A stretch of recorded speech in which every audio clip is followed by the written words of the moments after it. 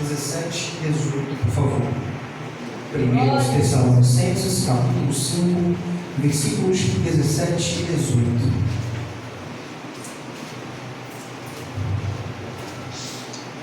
Deus, uma alegria estarmos na casa de Jesus para reconhecermos constantemente a nossa dependência e carência dele. Porque se não fosse a boa mão do Senhor, aqui nós não estaríamos para louvar, não é verdade? Quem achou, diga amém, por favor. Amém.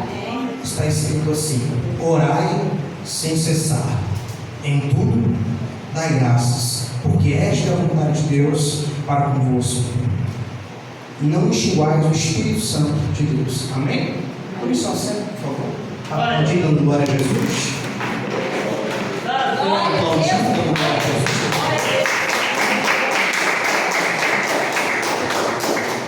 Irmãos, serei bem sucinto. Os versículos que lemos têm um contexto. Qual é o contexto? Paulo aqui ele entra no capítulo 4 ensinando acerca da volta de Cristo. Tanto que no versículo 16 ele começa a explicar o conceito do arrebatamento. Porque breve chegaria o dia em que o Senhor viria e levaria o socorro para o mundo dele nos ares. E aqui ele vem dando no capítulo 5, que é na parte que estamos, mais precisamente, instruções finais e essenciais do carro. Como assim? No início do capítulo ele vai explicar que, olha gente, agora eu vou falar com vocês, já falei sobre a volta de Jesus, já falei, mas agora, como vocês estão andando na verdade, já conhecem a verdade, não serão pegos de surpresa. E aí ele entra com as recomendações finais. Versículo 17: orai sem cessar. Simples, claro, objetivo. Mas uma coisa que eu estava refletindo: por que podemos obedecer esse mandamento antes de tudo? Por que podemos orar sem cessar?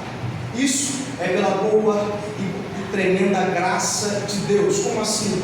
O sangue de Cristo, quando ele padeceu por nós, abriu o caminho perfeito para o Pai.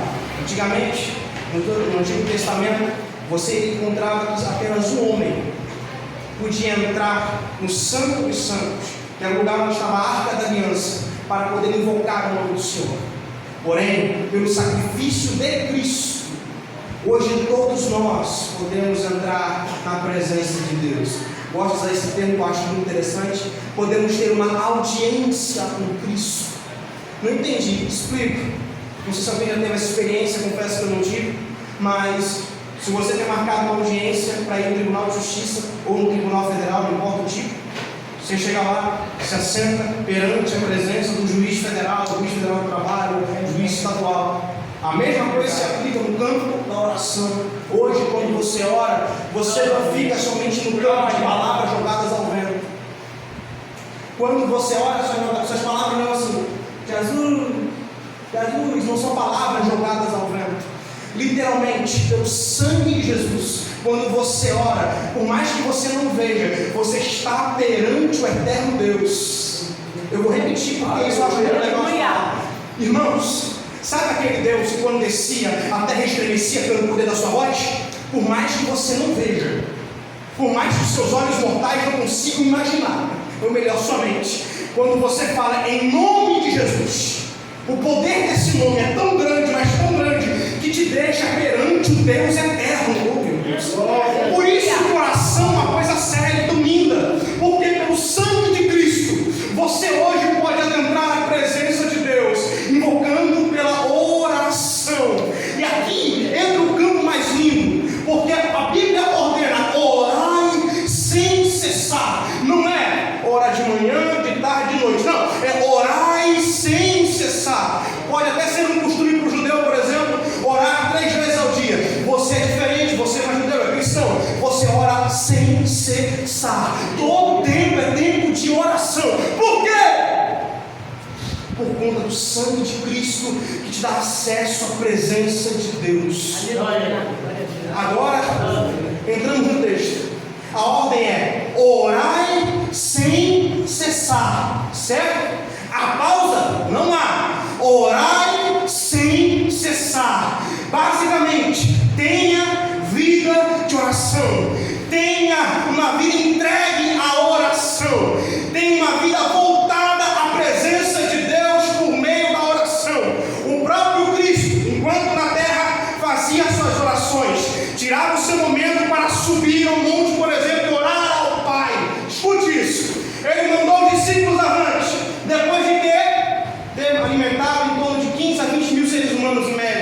na primeira multiplicação de pães e peixes.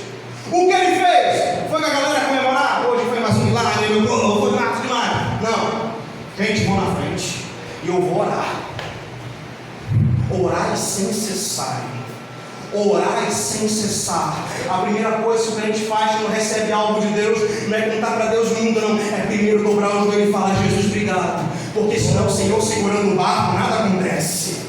Orai sem cessar. Isso é fundamental ao cristão. Independente do cenário, independente do que os seus olhos vejam, orai sem cessar. O texto é muito explícito, não há pausa, é orai sem cessar. Francisco, desculpe, para você é fácil falar para orar. Eu na minha casa estou vendo o caos reinando. Ore e sem pausa, ore sem cessar, porque o Deus que te ordena orar é o mesmo Deus que intervém com a sua glória para acalmar a casa. Aleluia. Mas ore sem cessar primeiro. Aleluia.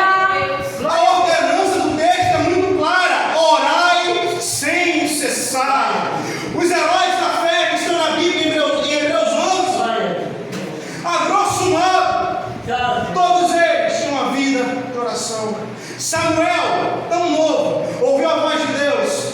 Como é que foi a cena? Está lá Samuel dormindo, coitado. Aí vem Jeová: Samuel. Só tinha um problema: Samuel não sabia que era ouvir a voz de Deus. Samuel nunca tinha uma experiência com a voz de Deus antes. Ele nunca foi doutrinado acerca disso. Por quê? O líder da época não tinha mais esse contato com Deus. E se ele não tinha, ele não podia passar. Igual, e aí, Francisco, o que aconteceu? Ele se levantou e pensou que foi Eli chamando. Foi lá: sacerdote, pode falar, meu senhor. Que foi, menino? Não te chamei não? Pai, alguém me chamou. Não fui eu, vá dormir. Foi de novo. E lá vem Jeová: Samuel. Ele se levanta: pode falar, sacerdote. Menino, não fui eu, vá deitar. Deitou. Mais uma vez: Samuel. Aí vai lá o garoto: sacerdote, você me chamou, foi? Menino. Aí, peraí. Na hora em que ele ia respondê-lo de novo, ele entendeu o que estava acontecendo. Era o que ele já não ouvia, acredito, há um bom tempo. Chegou e falou assim: menino, quando você voltar e a voz vier de novo, só diga isso: eis-me aqui, Senhor, fala que o teu servo ouve.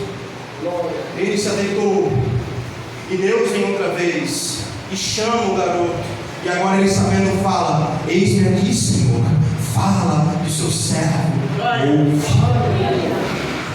Mas veja o contexto do menino. Desde cedo foi criado na casa de Deus. De fato, ele não foi ensinado acerca de Deus se manifestar a ele diretamente. Mas desde cedo, ele já está aprendendo, ou pelo menos, o que é orar. Senhor Deus, estou aqui. Senhor Deus, estou aqui. E aí Deus vai observando tudo isso. Vou agora me revelar esse menino, porque desde cedo na casa de Deus já sabe orar, já pode ouvir a voz do Eterno.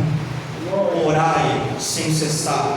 Enoque, a Bíblia fala claramente que ele foi por Deus tomado. Mas pare e pense comigo: por que Deus tomaria um homem que sem antes ele tiver, que não teria compromisso com ele, melhor dizendo? Simples. O texto vai reforçar uma coisa: que não era Deus com Enoque, mas que Enoque andava com Deus. Deus obviamente era com Enoque, mas o importante não era dizer que Deus estava com Enoque, mas sim que Enoque se preocupava em andar com Deus. E num contexto de andar com Deus se engloba oração. A oração, meu irmão e minha irmã, é literalmente uma vitamina pela qual Deus manifesta a sua graça em você. Não é porque você é legal que você vence a tribulação, mas é porque você dobra o joelho para falar com Deus e Deus dá força para caminhar. Literalmente, por isso a importância da oração. E vem o versículo 18: em tudo dai graças, porque esta é a vontade de Deus em Cristo Jesus para convosco. Irmão, às vezes a gente vê alguns textos da Bíblia, a gente pensa que é uma coisa, que um texto fala uma coisa, o texto fala outra, e assim vai. Parece isso. Ainda mais quando, por exemplo, encerra um capítulo e começa outro. Aí que nós temos mais ainda, mas não é nada disso. O texto é sempre contínuo. No original, a palavra não tinha capítulo e versículo colocado para a gente só para se localizar. Então o texto é sempre contínuo. Isso quer dizer, há sempre conexão entre os textos. Não é à toa que o texto diz orai sem cessar, e em seguida, em tudo dai graças. Porque se você primeiro ora sem cessar, você tem força para cumprir esse segundo mandamento: em tudo dai graças. Por quê? Quando eu oração, eu começo a ver a benevolência de Deus na minha volta, mesmo enfrentando batalhas. Quando eu me escondo na oração, eu aprendo a descer na presença de Deus e começo a enxergar como Deus tem sido piedoso comigo em toda a minha trajetória. Quando eu desço na oração, eu reconheço a minha pequenez, a minha inferioridade, as minhas fraquezas e vejo a grandeza, a perfeição e a soberania de Deus em todo o tempo. Aleluia. Filipenses 4:6 vai dizer o seguinte: que nós não devemos andar ansiosos por nada, mas o quê? Apresentar nossas causas a Deus como? Em oração e súplica e ações de graça. Perceba que é uma conexão dos textos. Oração e súplica e ações de graça. Porque a oração não anda fora da súplica. Porque súplica lembra humilhação. Oração que não tem humilhação não está sendo uma oração certa. Toda oração, o homem se diminui e Deus cresce na vida dele. E ações de graça. Quando você ora, se refugia na oração, não tem como você não ver a beleza de Deus em toda a sua vida, em como Ele tem te livrado, te guardado, te blindado. Mesmo você achando que está tudo errado, acredite, Deus tem segurado a vida de quem ora, glória. Deus tem segurado a vida de quem ora. Irmão, oração não é um rito religioso, pelo amor de Deus, não é. Oração é algo sério. Ora, quando você se joga na oração, você literalmente se joga perante o Eterno. Ele já vê a sua alma sempre, mas quando você se derrama na oração, Ele vê o que você está mostrando, você por inteiro. Por quê? Você está mostrando. Ele já sabe, mas você agora na oração está exibindo a verdade da sua alma, como ela se encontra. A oração é uma intimidade. Na oração você não tem que se preocupar se você está usando um certo português, está usando errado, você sabe o que quer dizer uma coisa ou não. Na oração você tem que se derramar apenas.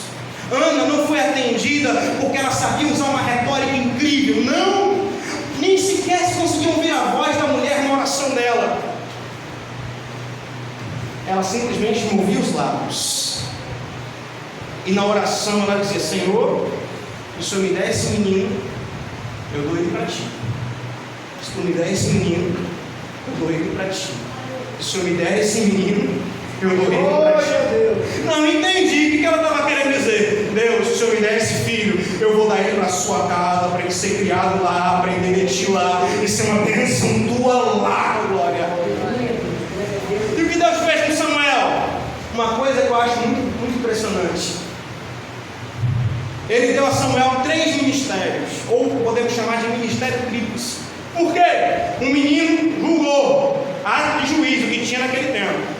Um menino orava pelo povo, atitude de sacerdote. E o menino profetizava. Não entendi. A grosso modo ele era juiz, sacerdote e profeta. Olha isso. Irmãos, orai sem cessar. Orar sem cessar. A vida de quem ora, a vida de quem ora é um instrumento de Deus para quê? Para que a graça de Deus atinja a sua casa também, meu irmão. A vida de quem ora é um instrumento de Deus para que a graça atinja a sua casa. Orai sem cessar. E quando eu oro, eu não consigo não dar graças. E quando eu oro, eu entendo que até aqui a boa mão de Deus me sustentou. Já reparou uma coisa muito interessante? Pega Atos dos Apóstolos, pode pegar Atos, lê lá, lê o capítulo 27, lê o capítulo 28. Capítulo 27, Paulo levado para Roma, e Deus alerta ele por meio de um anjo: olha, vai vir uma tempestade aí. Vai vir uma tempestade, mas fica de boa, fica tranquilo, porque você e ninguém vai morrer, fica tranquilo. Paulo falou: olha, Deus me revelou que eu vou ver a tempestade aí. Vamos tomar cuidado. Não acreditaram, pegaram a tempestade. Ninguém morreu, para a glória de Deus.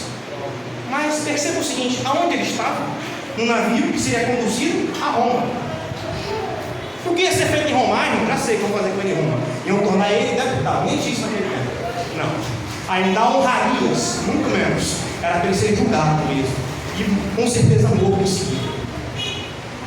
Mas ele estava indo na paz de Cristo. E sabia que o Senhor que o guiava era quem controlava a sua vida. Não é à toa que ele parou na ilha, não morreu, levantou-se. Estava todo mundo lá na mesma ilha, na mesma situação. Ele pensou, vou fazer alguma coisa de útil, vou pegar a lenha para acender a fogueira. Foi lá, pegou a lenha para acender a fogueira, só que tinha um problema, tinha uma víbora no meio da lenha.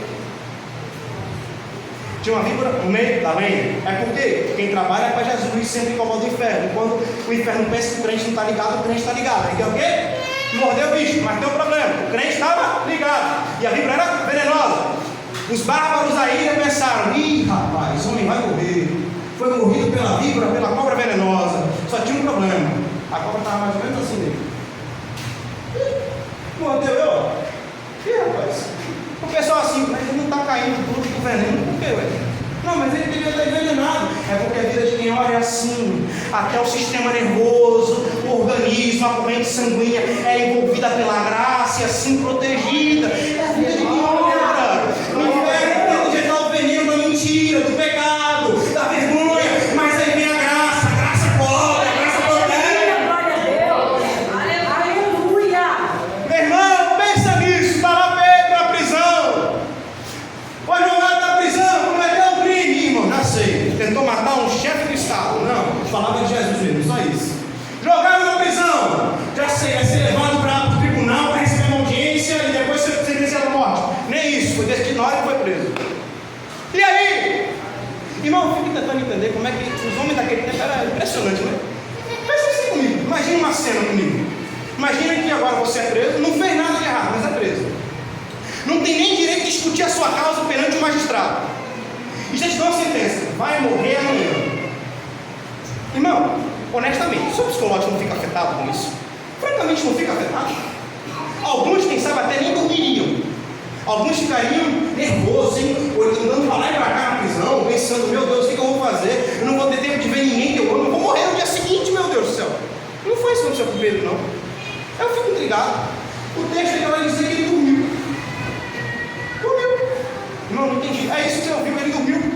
Perante toda essa pressão psicológica, ele não sentia nada, ele estava dormindo mesmo. Por quê? A vida de quem ora é assim, sabe que a sua vida está na mão de Jesus, e por isso ele fica descansando e dormindo tranquilamente, porque sabe que é Jesus que domina a sua vida.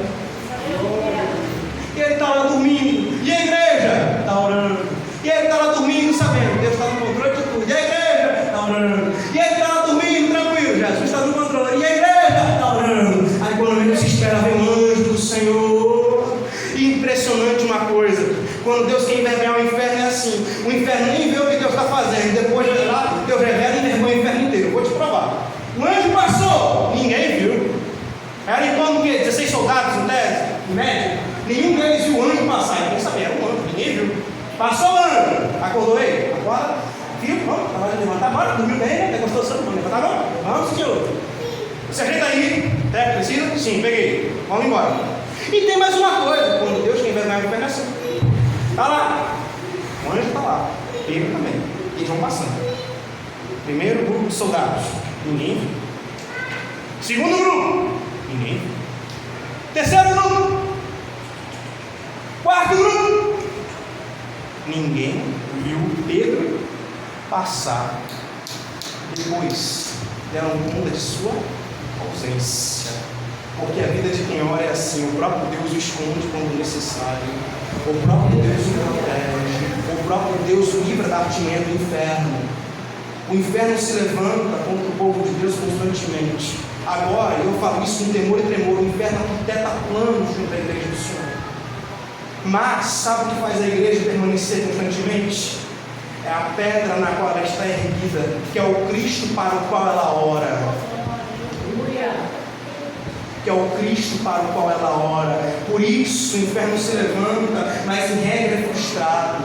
Por isso o inferno arma artimanhas terríveis, mas sempre é frustrado, porque há um Cristo que ouve as orações daqueles que clamam, e Ele protege, zela, guarda. Em Zacarias, se não me engano, a palavra afirma categoricamente que em volta do seu povo o Senhor é muro de fogo.